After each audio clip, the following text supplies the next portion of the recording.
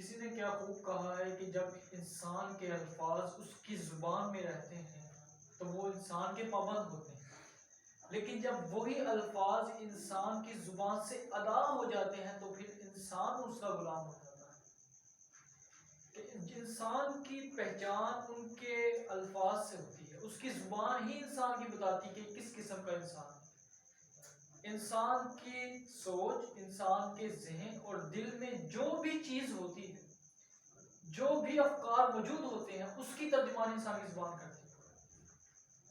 تو اب دیکھیے کہ انسان اس زبان کی وجہ سے عزت بھی حاصل کرتا ہے اگر اس کا صحیح استعمال کرے، اور رسوا بھی ہو جاتا ہے اگر وہ اس کا غلط استعمال کرے۔ حضور علیہ الصلوۃ والسلام نے ارشاد فرمایا تھا،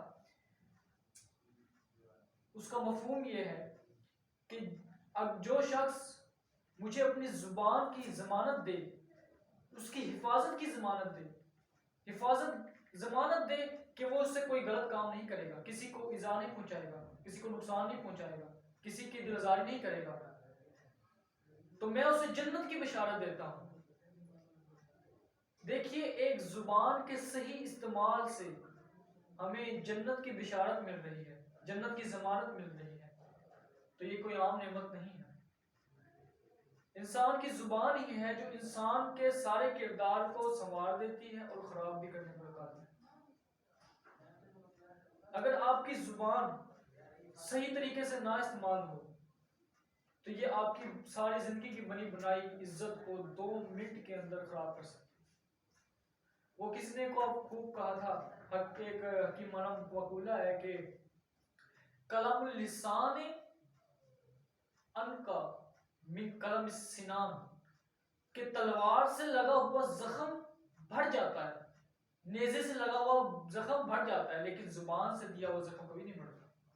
ساری زندگی انسان لگا لے لیکن وہ کبھی نہیں بڑھے گا۔ اور کسی نے کیا خوب کہا ہے کہ من داق صدرہ اتسع لسان، کہ جس شخص کا سینہ تنگ ہو جاتا ہے، اس کے پاس کوئی الفاظ نہیں رہتے، تو وہ اب زبان درازی پر اتر آتا ہے، لوگوں کے ساتھ بدتمیزی کے ساتھ پیش آنے لگ جاتا ہے۔ تو گویا اپنی زبان کی حفاظت کیجئے اور اپنی عزت کی بھی۔ یہ آپ کی زبان ہی ہے جو آپ کی عزت بنانے پر بھی قادر ہے اور آپ کی عزت بگاڑ بھی سکتی ہے۔ اس لیے آپ کے لیے ضروری ہے کہ اپنی زبان کا صحیح استعمال کریں۔ کل قیامت والے دن یہی زبان، آپ کی اپنی زبان جس سے آپ لغویات کہا کرتے تھے، آپ کے مخالف گواہی دے گی،